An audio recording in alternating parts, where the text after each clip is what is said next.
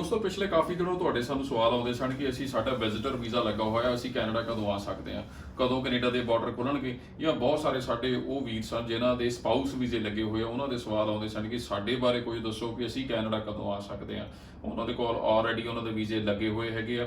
ਸੋ ਅੱਜ ਆਪਾਂ ਉਹਨਾਂ ਸਾਰੇ ਮੁੱਦਿਆਂ ਦੇ ਉੱਤੇ ਤੁਹਾਡੇ ਨਾਲ ਇੱਕ ਛੋਟੀ ਜਿਹੀ ਵਿਚਾਰ ਚਰਚਾ ਕਰਾਂਗੇ। ਔਰ ਮੈਂ ਜਸਕਰਨ ਸਿੰਘ ਢਿੱਲੋਂ AB ਨਿਊਜ਼ ਉੱਤੇ ਤੁਹਾਡਾ ਸਾਰਿਆਂ ਦਾ ਬਹੁਤ ਬਹੁਤ ਸਵਾਗਤ ਕਰਦਾ। ਔਰ ਮੇਰੇ ਨਾਲ ਮੇਰਾ ਸਾਥ ਦੇ ਰਹੇ ਹੈਗੇ ਨੇ ਮਿਸਟਰ ਰਿਚਰਡ ਲਿਊਕ, ਜਿਹੜੇ ਕਿ ਇੱਕ ਸਾਬਕਾ ਵੀਜ਼ਾ ਆਫੀਸਰ ਵੀ ਹੈਗੇ ਨੇ। ਉਹ ਇਸ ਵੇਲੇ ਬਤੌਰ ICCRC ਆਪਣੇ ਸਰਵਿਸਿਜ਼ ਜਿਹੜੀਆਂ ਹੈਗੀਆਂ ਨੇ ਮਾਈ ਕੈਨੇਡਾ ਸੋਲਿਊਸ਼ਨਸ ਦੇ ਵਿੱਚ ਉਹ ਦੇ ਰਹੇ ਹੈਗੇ ਨੇ। ਸੋ ਅੱਜ ਜੋ ਆਪਾਂ ਗੱਲ ਕਰਨ ਜਾ ਰਹੇ ਹੈਗੇ ਆ ਤੁਹਾਡੇ ਲਈ ਬੜੀ ਖਾਸ ਹੋਏਗੀ। ਔਰ ਇਹ ਵੀਡੀਓ ਤੁਸੀਂ ਅੰਤ ਤੱਕ ਜ਼ਰੂਰ ਦੇਖਦੇ ਜਾਇਓ ਜੀ, ਕਿਉਂਕਿ ਇਹਦੇ ਵਿੱਚ ਅਸੀਂ ਹੁਣ ਜਿਹੜੇ ਟੈਂਪਰੇਰੀ ਰੈਜ਼ੀਡੈਂਟ ਜਿਨ੍ਹਾਂ ਦੇ ਕੋਲ ਵਿਜ਼ਿਟਰ ਵੀਜ਼ਾਸ ਹੈਗੇ ਨੇ ਉਹ ਕਿਸ ਤਰ੍ਹਾਂ ਆ ਸਕਦੇ ਨੇ, ਸਪਾਊਸਸ ਕਿਸ ਤਰ੍ਹਾਂ ਆ ਸਕਦੇ ਹੈਗੇ ਨੇ, ਜਾਂ ਜਿਨ੍ਹਾਂ ਦੇ ਬੱਚੇ ਜਿਹੜੇ ਹੈਗੇ ਨੇ ਜਾਂ ਪੈਰੈਂਟਸ ਜਿਹੜੇ ਹੈਗੇ ਨੇ ਉਹ ਕੈਨੇਡਾ ਦੇ ਵਿੱਚ ਪਰਮਨੈਂਟ ਰੈਜ਼ੀਡੈਂਟ ਨੇ, ਸਿਟੀਜ਼ਨ ਹੈਗੇ ਨੇ, ਉਹਨਾਂ ਦੇ ਬੱਚੇ ਜਾਂ ਉਹਨਾਂ ਦੇ ਭੈਣ ਭਰਾ ਜਿਹੜੇ ਹੈਗੇ ਨੇ ਉਹ ਕਿਸ ਤਰ੍ਹਾਂ ਆ ਸਕਦੇ ਹੈਗੇ ਨੇ। ਸੋ ਮੈਂ ਜਿਸ ਤਰ੍ਹਾਂ ਤੁਹਾਨੂੰ ਦੱਸਿਆ ਹੈਗਾ ਕਿ ਰਿਚਰਡ ਹੋਣਾ ਤੋਂ ਆਪਾਂ ਨਾਲ ਨਾਲ ਸਵਾਲ ਵੀ ਪੁੱਛਾਂਗੇ, ਤੇ ਜਿੱਥੇ ਜਿੱਥੇ ਲੋੜ ਪਏਗੀ ਮੈਂ ਨਾਲ ਨਾਲ ਇਹਦਾ ਅੰਗਰੇਜ਼ੀ ਤੋਂ ਪੰਜਾਬੀ ਦੇ ਵਿੱਚ ਮੈਂ ਤਰਜਮਾ ਵੀ ਤੁਹਾਡੇ ਨਾਲ ਨਾਲ ਕਰਦਾ ਜਾਵਾਂਗਾ। So Richard, welcome to my Canada solutions at AB News. Yeah. So as I'm talking to my people, the new changes has been made for many Canadians, permanent residents, and for temporary residents and the work permit holders that they can bring their family members to Canada. So my first question will be for the temporary residents and the spouse visa holders of international students or the parents of the international students. How they can come to Canada right now when we all know that COVID-19 restrictions are there, borders are closed, but still there is a one hope, and I want you to elaborate it. Right, so that's a great question. As we know, the Canadian government has recently allowed international students back into Canada, and they are slowly lifting the restrictions on allowing the immediate family members of such temporary residents to visit them in Canada.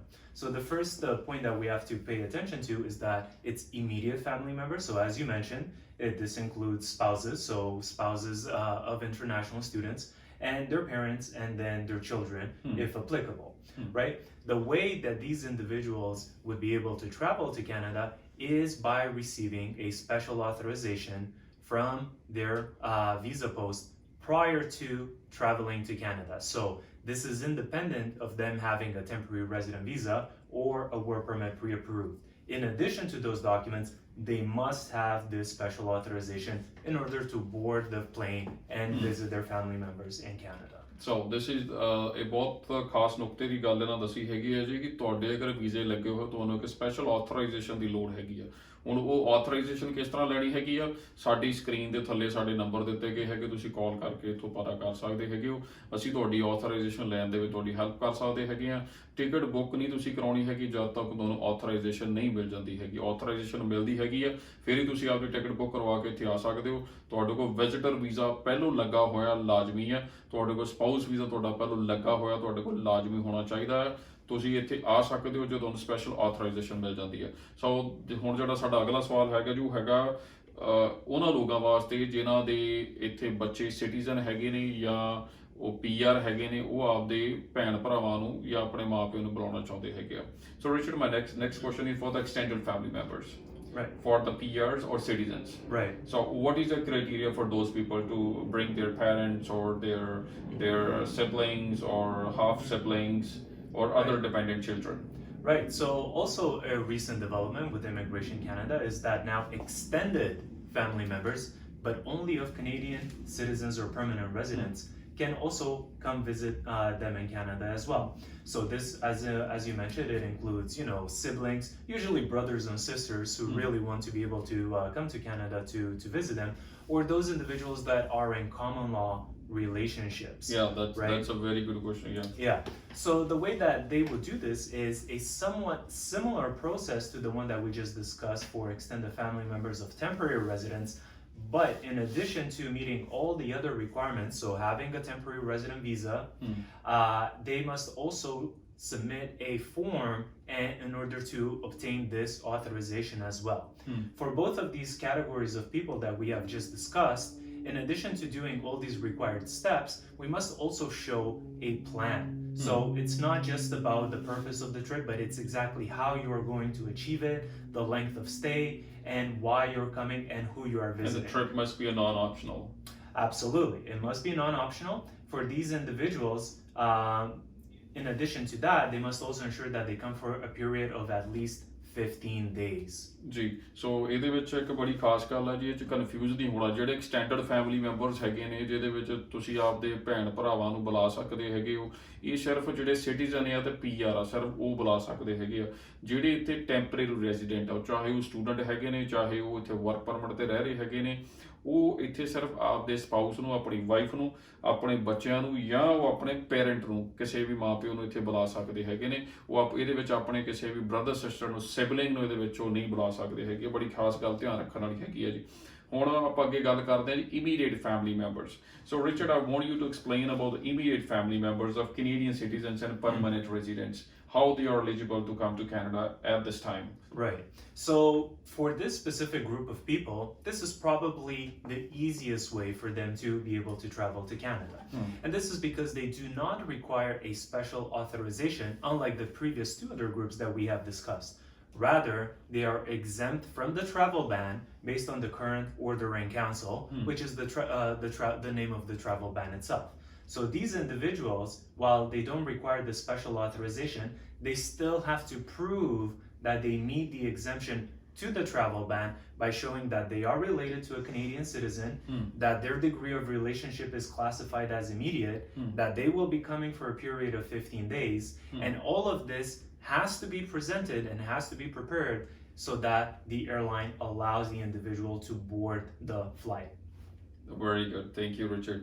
So ਮੈਂ ਤੁਹਾਨੂੰ ਥੋੜਾ ਜਿਹਾ ਹੋਰ elaborate ਕਰ ਦਿੰਦਾ ਜੀ। ਇਹਦੇ ਵਿੱਚ ਜਿਹੜੇ ਸਿਟੀਜ਼ਨ ਹੈਗੇ ਆ ਤੇ ਜਾਂ ਪੀਆਰ ਹੈਗੇ ਨੇ, ਉਹਨਾਂ ਦੇ ਸਪਾਊਸ ਜਾਂ ਉਹਨਾਂ ਦੇ ਜਿਹੜੇ ਪੇਰੈਂਟਸ ਹੈਗੇ ਨੇ, ਫਾਦਰ ਮਦਰ ਹੋ ਗਏ ਜਾਂ ਉਹਨਾਂ ਦੇ ਬੱਚੇ, ਉਹਨਾਂ ਨੂੰ ਕੋਈ ਵੀ ਜਿਹੜੀ ਹੈਗੀ ਹੈ ਜੀ ਅਪਰੂਵਲ ਲੈਣ ਦੀ, ਆਥੋਰਾਈਜੇਸ਼ਨ ਦੀ ਲੋੜ ਨਹੀਂ ਹੈਗੀ।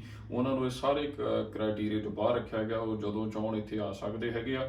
ਉਹਨਾਂ ਨੂੰ ਸਿਰਫ ਕਰਨ ਦੀ ਕੀ ਲੋੜ ਹੈ ਕਿ ਉਹਨਾਂ ਦੇ ਕੋਲ 에ਅਰਲਾਈਨ ਨੂੰ ਦੱਸਣ ਵਾਸਤੇ ਐਵੀਡੈਂਸ ਹੋਣੇ ਚਾਹੀਦੇ ਨੇ ਕਿ ਤੁਹਾਡੇ ਕੋਲ ਇੱਕ ਵੈਲਿਡ ਵੀਜ਼ਾ ਹੈਗਾ, ਤੁਹਾਡਾ ਜਿਹੜਾ ਸਪਾਊਸ ਹੈ ਜਾਂ ਤੁਹਾਡੇ ਬੱਚੇ ਹੈਗੇ ਨੇ ਕੈਨੇਡਾ ਦੇ ਵਿੱਚ ਰਹਿੰਦੇ, ਤੁਹਾਡੇ ਕੋਲ ਉਹਨਾਂ ਦਾ ਬਰਥ ਸਰਟੀਫਿਕੇਟ, ਉਹਨਾਂ ਦੇ ਪਾਸਪੋਰਟ ਦੀਆਂ ਕਾਪੀਜ਼ ਜਾਂ ਤੁਹਾਡੇ ਕੋਲ ਉਹਦਾ ਪੀਆਰ ਕਾਰਡ ਦੀ, ਸਿਟੀਜ਼ਨਸ਼ਿਪ ਦੀ ਕਾਰਡ ਦੀ ਕਾਪੀ ਤੁਹਾਡੇ ਕੋਲ ਹੋਵੇ, ਜਿੱਥੋਂ ਤੁਸੀਂ ਇਹ ਉਹਨਾਂ ਨੂੰ ਤੁਸੀਂ ਦੱਸ ਸਕੋ ਕਿ ਤੁਹਾਡਾ ਜਿਨ੍ਹਾਂ ਕੋਲ ਤੁਸੀਂ ਜਾ ਰਹੇ ਹੈਗੇ ਉਹ ਤੁਹਾਡੇ ਇਮੀਡੀਏਟ ਫੈਮਿਲੀ ਮੈਂਬਰਸ ਹੈਗੇ ਆ।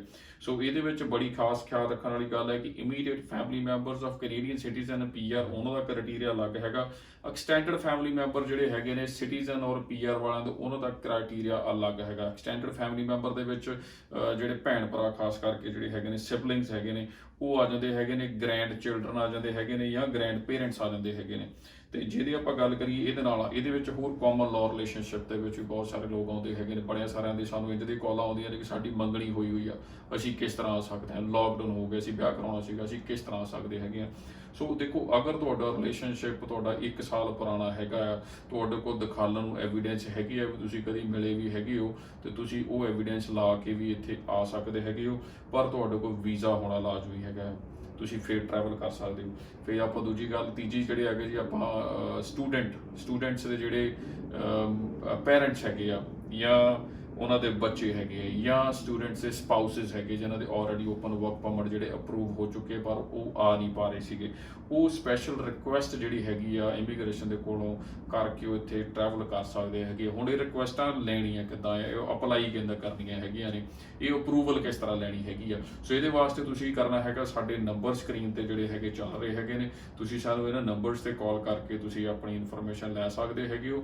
ਅਸੀਂ ਤੁਹਾਡੇ ਹਰ ਸਟੈਪ ਦੇ ਵਿੱਚ ਤੁਹਾਡੀ ਹੈਲਪ ਕਰਾਂਗੇ, ਕਿਸ ਤਰ੍ਹਾਂ ਤੁਸੀਂ ਅਪਰੂਵਲ ਲੈਣੀ ਹੈ, ਆਥੋਰਾਈਜੇਸ਼ਨ ਲੈਣੀ ਹੈ, ਔਰ ਤੁਹਾਨੂੰ ਕੈਨੇਡਾ ਆਉਣ ਦੇ ਵਿੱਚ ਤੁਹਾਡੀ ਅਸੀਂ ਹੈਲਪ ਕਰ ਸਕਦੇ ਹੈਗੇ ਆ। ਸੋ ਇਹਦੇ ਨਾਲ ਆਪਾਂ ਹੋਰ ਇੱਕ ਪੁੱਛ ਲੈਂਦੇ ਹਾਂ ਰਿਚਰਡ ਹੋਣਾ ਨੂੰ ਵੀ। Richard, when you think the borders will open again, what would you have to say on this? I would say for the foreseeable future, the situation will remain as is. The Canadian government will not be taking any risks, so these will be the main ways to be able to come to Canada for the foreseeable future. ਜੀ, ਸੋ ਬਹੁਤ ਸਾਰੇ ਲੋਕਾਂ ਦੇ ਇਹ ਵੀ ਸਵਾਲ ਆਉਂਦੇ ਜੀ, border ਕਦੋਂ ਓਪਨ ਹੋਣਾ। ਹੁਣ ਬਾਰਡਰ ਓਪਨ ਜਦ ਵੀ ਹੋਣ ਦੀ ਗੱਲ ਆਉਂਦੀ ਹੈ, ਹਰ ਵਾਰੀ 1 ਮਹੀਨਾ ਅੱਗੇ ਚਲੇ ਜਾਂਦਾ। ਸਤੰਬਰ 'ਚ ਓਪਨ ਹੋਣਾ ਸੀ, ਫਿਰ ਅਕਤੂਬਰ ਤੱਕ ਫਰਦਰ ਐਕਸਟੈਂਸ਼ਨ ਇਹਦੇ ਅੱਗੇ ਆ ਗਈ।